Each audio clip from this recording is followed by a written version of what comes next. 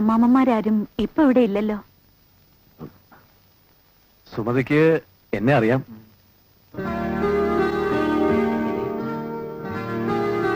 ആരമ്മേ? നിന്നെ കാണാൻ വന്നവരാ. സുമതിക്ക് എന്നെ ഓർമ്മയുണ്ടാവും. ആ പഴയ കാക്കക്കറുമ്പൻ കുട്ടിരാമൻ. ഓ, ആ പഴയ ടൈലർ കുട്ടിരാമൻ. അതെ, അതും ഞാൻ തന്നെ. പക്ഷേനിപ്പൊ ഗൾഫിലാണ്. അന്ന് ആട്ടും തുപ്പും കൊണ്ട് നേരെ പോയത് ഗൾഫിലേക്കാ. പിന്നെ 5 കൊല്ലം കഴിഞ്ഞാ വന്നേക്കണത്. സുമതിയെ സ്വന്തമാക്കാൻ എന്തോരം കാശുമായിട്ടാ കുട്ടിരാമൻ വന്നേക്കണെന്ന് അറിയോ? അന്ന് തോന്നിയ ഒരു വാശി. എന്തായാലും സുമതി എന്നെ മറന്നിട്ടുണ്ടാവില്ലെന്ന് എനിക്കറിയാം. ഇനിയൊരു കാര്യം ഞമ്മ തുറന്നു പറയാല്ല. ഈ കല്യാണം കുട്ടിരാമന് മാത്രമല്ല, ഞങ്ങൾക്ക് 3 പേർക്കും കൂടി ഉള്ളതാണ്. അയ്യോ, അവൻ പറഞ്ഞത് തെറ്റി. കുട്ടിരാമൻ കല്യാണം കഴിക്കുന്നത് ഞങ്ങൾക്ക് എല്ലാവർക്കും വേണ്ടിയാണ്. തെറ്റിദ്ധരിക്കരുത്. ഇവൻ പറഞ്ഞതിന്റെ അർത്ഥം ഞങ്ങൾക്ക് എല്ലാവർക്കും വേണ്ടിയാണ് കുട്ടിരാമൻ കല്യാണം കഴിക്കുന്നതെന്നാ. വിശദീകരിച്ച് അർത്ഥം മുഴുവൻ മാറി. ഞമ്മള് പറഞ്ഞ് മനസ്സിലാക്കി തരാം. ഈ കുട്ടിരാമൻ ഈ കുട്ടിനെ കെട്ടിയാലേ ഞമ്മക്കുള്ള ബിസ കിട്ടുള്ളൂ. അയ്യോ, സമയായി. ഞാൻ പോയിക്കോട്ടെ അമ്മേ. അവക്ക് ബസ് 8:20. അത് പോയാ പിന്നെ 9:30 ഉള്ളൂ. നീ പൊയ്ക്കോളൂ. വാങ്ങാൻ പറഞ്ഞു. അവളുടെ എല്ലാ കാര്യങ്ങളും നോക്കുന്നത് അമ്മാമ്മമാരാ.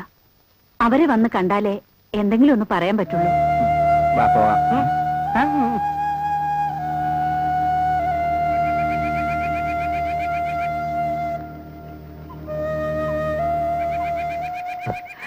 പുറത്തിറങ്ങിയാല് ഭയങ്കര സ്മാർട്ടാവള്.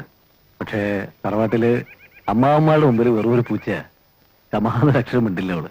കമാന്നല്ല, പൂച്ചയാണെങ്കിൽ ഉണ്ടായിരുന്നു പറയുന്ന കേൾക്കണം. ആയിനെ പോക്കറ. എടാ, പൊന്നൊരുക്കുന്നിടത്ത് മീൻ തീറ്റ പൂച്ചക്ക് എന്ത് കാര്യം?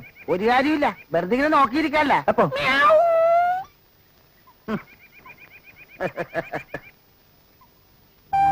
ഗൾഫിലെ ചുട്ടുപഴുത്ത മണലാരണ്യത്തിൽ ജീവിതവുമായി മല്ലിടുമ്പോ ഈ ഗ്രാമത്തെയും നിങ്ങളെയും ഒക്കെ ഓർക്കുന്നതും സ്വപ്നം കാണുന്നതും എല്ലാം ഞാൻ അവളിലൂടെയായിരുന്നു.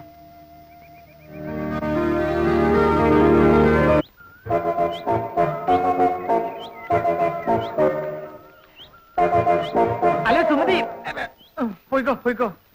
സോറി, ഞാൻ സുമതിയെ ഒന്ന് കാണാൻ കാത്തുനിന്നു. എന്തിന്? ലോക വിശിഷ്ടമായ കൊഹന്നൂർ രത്നം വഴി പോകുന്ന ഒരാള് വെറുതെ വിളിച്ചെന്നാലും ഞാനത് വാങ്ങിക്കില്ല. കാരണം എന്താണെന്നറിയാമോ?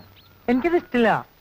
14 വർഷത്തിൽ ഒരിക്കൽ പൂക്കുന്ന മനോഹരമായ നീലക്കൊടുവേലി വേറെ അടക്കം പറിച്ചു തന്നാലും ഞാനത് വാങ്ങിക്കില്ല. കാരണം എന്താ? എനിക്കത് ഇഷ്ടമില്ല. പിന്നെ എന്തിനോടാണ് ഇഷ്ടം എന്ന് ചോദിച്ചാൽ ഒരാളെ മാത്രം, സുമതിയെ. എന്നെയോ? അതെ, കേട്ടാൽ ഞെട്ടൂന്നറിയാം. പൂവിനെയും പൂമ്പാറ്റയെയും തിരിച്ചറിയാവുന്ന പ്രായത്തിൽ തോന്നിയൊരു മോഹ. കാക്കയെ പോലെ കരയാൻ അറിയില്ല, പട്ടിയെ പോലെ കുരിക്കാൻ അറിയില്ല. അതുകൊണ്ട് സുമതിയോട് പോലും പറയാതെ ഞാൻ എന്റെ സ്നേഹം ഹൃദയത്തിന്റെ ഈ ഭാഗത്ത് ഊതി വീർപ്പിച്ച ബലൂൺ പോലെ ഇന്ന് പൊട്ടും, നാളെ പൊട്ടും, മിനിഞ്ഞാന്ന് പൊട്ടും എന്ന് പറഞ്ഞ് ഊതി വീർപ്പിച്ചുകൊണ്ട് നടക്കുകയാണ്. എന്തൊക്കെ പറയുന്നേ? സെന്റിമെന്റ്സ് ആയിട്ട് പറഞ്ഞാൽ ക്യാൻസർ ഒന്ന് മരിക്കാൻ കിടക്കുന്ന എന്റെ അച്ഛന്റെ അവസാനത്തെ ഒരു മോഹമാണ്. എന്നെ പ്രേമിക്കാനോ? അല്ല, തന്റെ മോൻ പ്രേമിച്ച് തന്നെ വിവാഹം കഴിക്കണമെന്ന്. ഞാൻ മനസ്സാ പോലും ചിന്തിക്കാത്ത കാര്യം ഏതൊക്കെ. ഒരു അഭ്യസ്ത വിദ്യന്റെ അഭ്യർത്ഥനയായിട്ട് കൂട്ടിയാൽ മതി. എന്നെ ഒന്ന് പ്രേമിച്ചൂടെ? സ്വാതന്ത്ര്യത്തിന്റെ 50ാം വാർഷികം ആഘോഷിക്കുന്ന ഈ നൂറ്റാണ്ടിൽ വെളുത്ത വർഗത്തിന് കറുത്ത വർഗക്കാരനോട് തോന്നിയ ഒരു അവതാരം എന്ന നിലയിലെങ്കിലും എന്നെ ഒന്ന് പരിഗണിച്ചൂടെ? ഇത്തരം ഉദ്ദേശം വെച്ച് എന്നോട് സംസാരിക്കരുത്, പറഞ്ഞേക്കാം. ഒന്ന് നിന്നേ. അവസാനമായ ഒരു റിക്വസ്റ്റ് ഉണ്ട്. ഞാൻ ഈ അപ്ലിക്കേഷൻ തന്നതും അത് റിജക്ട് ചെയ്തതും മറ്റാരും അറിയണ്ട പ്ലീസ്. അറിഞ്ഞാൽ അതിന്റെ ഭാവിയെ ബാധിക്കും. അവളുടെ നടപ്പും ഭാവം കണ്ടാ തോന്നും വലിയ ഭൂലോക രമ്യനാ. എന്നെ പോലെ സുമുഖനും സുന്ദരനും സുശീലനും സുമംഗലിനുമായ ഒരു നൈജീരിയ ഫാമിലിയിൽപ്പെട്ട ഒരു യുവാവിനെ ഈ പഞ്ചായത്തിൽ എവിടെയും കിട്ടണമെങ്കിൽ ഈ പൂങ്കലിശ്ശേരിക്കാർ 7 ജന്മം തപസ് ചെയ്യേണ്ടി വരും. Yes, only 7 days. എന്തായാലും മനസ്സിലെ പകുതി ടെൻഷൻ അങ്ങോട്ട് കഴിഞ്ഞു. കൂട്ടുകാരനായ കുട്ടിരാമന് വേണ്ടി ഞാൻ പ്രായശ്ചിത്തം ചെയ്യാം. ലോക ചരിത്രത്തിൽ ഇന്നവരെ ആരും അനുഷ്ഠിച്ചിട്ടില്ലാത്ത ഏറ്റവും വലിയ ത്യാഗം എന്റെ കൂട്ടുകാരനായ കുട്ടിരാമന് വേണ്ടി ഞാൻ ചെയ്യുന്നു. എന്ത് ത്യാഗമാണാവോ? ഞാൻ സുമതിയെ മറക്കാം. ഉത്തമ, ഈ കറുത്ത ശരീരത്തിൽ ഒരു വെളുത്ത ഹൃദയമുണ്ടെന്ന് എനിക്ക് ഇപ്പോഴാണ് മനസ്സിലായത്. പക്ഷേ ഒരു കണ്ടീഷൻ. അല്ലു, ഇനി വേറെ വല്ലതും ആളാ. എനിക്ക് വിസ മാത്രം പോരാ, ഫ്ലൈറ്റ് ടിക്കറ്റും കൂടി എടുത്തു തരണം, സമ്മതിച്ചോ? എടാ നിനക്ക് ഫ്ലൈറ്റ് ടിക്കറ്റ് മാത്രമല്ല ട്രെയിൻ ടിക്കറ്റ് വരെ. ഓക്കേ. ആ.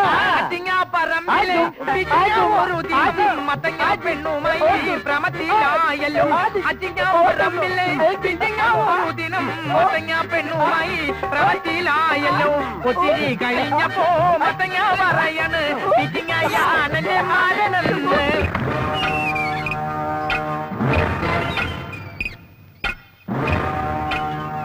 5 വർഷം ഗൾഫിൽ കഴിഞ്ഞതും കഷ്ടപ്പെട്ട് ഇത്രയൊക്കെ സമ്പാദിച്ചതുമെല്ലാം സുമതിയെ നേടാൻ വേണ്ടി മാത്രമായിരുന്നു.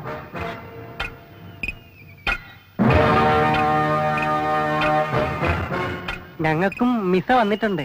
നിക്കാഹ് കഴിഞ്ഞ അപ്പ ഞമ്മളും ഗൾഫിൽ പോകും. സുമതിയെ ഗൾഫിൽ കൊണ്ടുപോകാനുള്ള സകല പദ്ധതികളും സെറ്റിൽമെന്റ് ചെയ്തിട്ടാണ് കുട്ടിരാമൻ വന്നിരിക്കുന്നത്. കോമ്പാളി അവിടെ അല്ല, കോളാമ്പി. ഗൾഫിന്റെ മേന്മകളൊന്നും ഇവിടെ അധികം വിളമ്പണ്ട. പിന്നെ അന്നത്തെ വാശി കൊണ്ട് നല്ലൊരു ജീവിതം കിട്ടിയല്ലോ, അതേതായാലും നന്നായി. അല്ല, ഗൾഫിൽ എനിക്ക് ഒരുപാട് വേണ്ട, കേക്കണ്ട. തറവാട്ടിന് ദുശകുനമായി ഒരു ഗൾഫുകാരൻ ഇവിടെയുണ്ട്. എന്താ കാണണ്ടേ? ഇങ്ങോട്ട് വിളിക്കുക ശവത്തെ. എന്റെ ഇളയ അനിയന തറവാട് നിന്ന് മുടിക്കണ്ടെന്ന് കരുതി ഗൾഫിലേക്ക് പറഞ്ഞയച്ചതാ. പോയതുപോലെ തന്നെ തിരിച്ചു പോന്നു. അതിന്റെ വകയിലെ മൊത്തം 80,000 രൂപ തൊലഞ്ഞു. ആ പണ്ടാര കാലിന് വേണ്ടി നാളികേരം അടക്കിയൊക്കെ കിട്ടിയ വിളിച്ചാ പണ്ടാര അടക്കിയത്.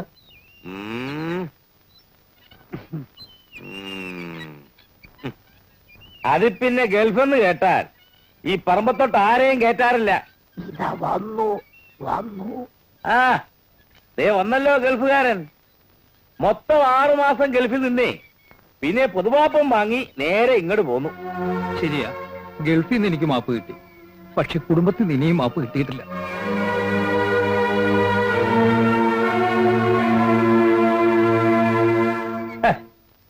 ഇതിലപ്പുറം വിശദീകരണം വല്ലതും വേണോ? അതുകൊണ്ട് എത്രയും പെട്ടെന്ന് സ്ഥലം കാലിയാക്കുക, അത്ര തന്നെ. ഞാൻ പോയിനട പിള്ളേരെ. ആ ഓഹോ, ഒരു പൊതുമാപ്പുകാരൻ ഇങ്ങനെ ഒരു പാരയാവുന്ന സ്വപ്നത്തിൽ പോലും വിചാരിച്ചില്ല അല്ലേ? ആ വക്കീലിന്റെ അനിയൻ തണ്ടിക്ക് മാപ്പിരക്കാൻ പ്ലെയിനിൽ കയറി അങ്ങ് ഗൾഫിൽ തന്നെ പോവേണ്ട വല്ല കാര്യം ഉണ്ടായിരുന്നോ? എല്ലാ ഗൾഫുകാരെയും ഒരേ വർഗത്തിലാണ് അയാൾ പെടുത്തിയിരിക്കുന്നത്. ഇതിനൊക്കെ പരിഹാരം ഒന്നേ ഉള്ളൂ. എന്താ അത്? നീ നിന്റെ ആസ്തി കാണിക്കണം. അസ്ഥിയോ? അസ്ഥി അല്ലട അസ്ഥി, ആസ്തി. ആ ആസ്തിയോ? നീ കാര്യം എന്താണെന്ന് വെച്ചാൽ തെളിച്ചു പറ.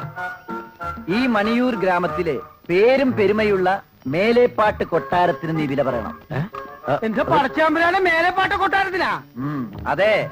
എടാ 5 കൊല്ലം ഗൾഫിലായത് കൊണ്ടോ NRI അക്കൗണ്ടിൽ പൂത്ത പണം ഉള്ളതുകൊണ്ടോ ടൈലർ കുട്ടിരാവൻ കേമനാവില്ല. ആ അതെ അതെ, പൂങ്കുലശ്ശേരി തറവാട്ടുകാർ ഒന്നും ഞെട്ടണമെങ്കിൽ ടൈലർ കുട്ടിരാമൻ മേലെപ്പാട്ട് കൊട്ടാരത്തിന് വില പറയണം. അതുകൊണ്ട് ഇപ്പൊ എന്താ നേട്ടം? എടാ നേട്ടമുണ്ട്. എന്ത് നേട്ടം? കൊട്ടാരം വിൽക്കുന്നു എന്ന് കേട്ടന്ന് മുതൽ അത് ചുളി വിലക്ക് അടിച്ചു മാറ്റാൻ പണി 18 നടത്തിക്കൊണ്ടിരിക്കുകയാണ് പെരട്ട വക്കീല്.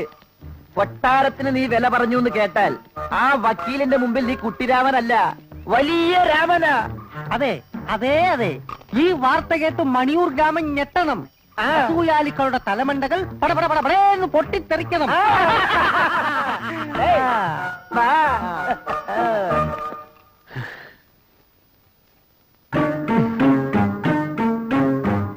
കൊട്ടാരം വാങ്ങിയോ നീ? വാങ്ങി. എന്തേ? കാശില്ലെന്നേ ഉള്ളൂ. അഭിമാനികളാ.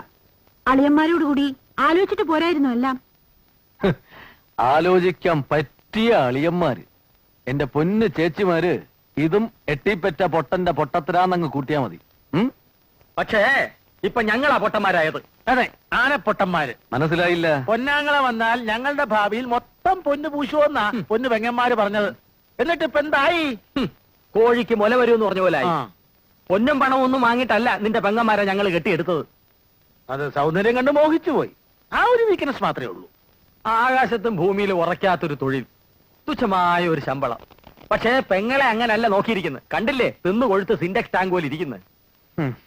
കൊട്ടാരം വാങ്ങലും പെണ്ണ് കെട്ടലും ഒക്കെ ഞങ്ങളുടെ ഭാവിയുടെ കാര്യം തീരുമാനിച്ചിട്ട് മതി. നിങ്ങളുടെ എന്ത് ഭാവി?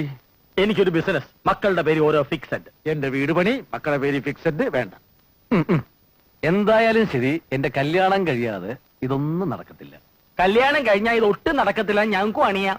ബ്ലാക്ക് മണി, അതായത് കറുത്ത പണം കൊണ്ട് കൊട്ടാരവും വാങ്ങിച്ച് കാക്കത്തമ്പുരാനായിട്ട് ജീവിക്കാനാണോ നിന്റെ പ്ലാൻ? അതെ. എന്താ പറ്റില്ലെന്നുണ്ടോ? വെറും കാക്കത്തമ്പുരാനല്ല, കൊട്ടാരവും വാങ്ങി കിരീടവും ചെങ്കോലും ധരിച്ച ഒറിജിനൽ തമ്പുരാനാകാനാ പ്ലാൻ. അളിയന്മാര് കാത്തിരുന്ന് കണ്ടോ? ഇതിനെ 8-ാം മാസത്തിലല്ല 18-ാം മാസത്തിലാ പെറ്റിട്ടത്. ഇതിനെ പെറ്റത് തന്നെയാണോ എന്ന് എനിക്കൊരു സംശയം. കുഴൽപ്പണക്കാരനെ കുഴിയിൽ വീഴ്ത്താൻ ഒരു വഴിയുണ്ട്. എന്താണത്?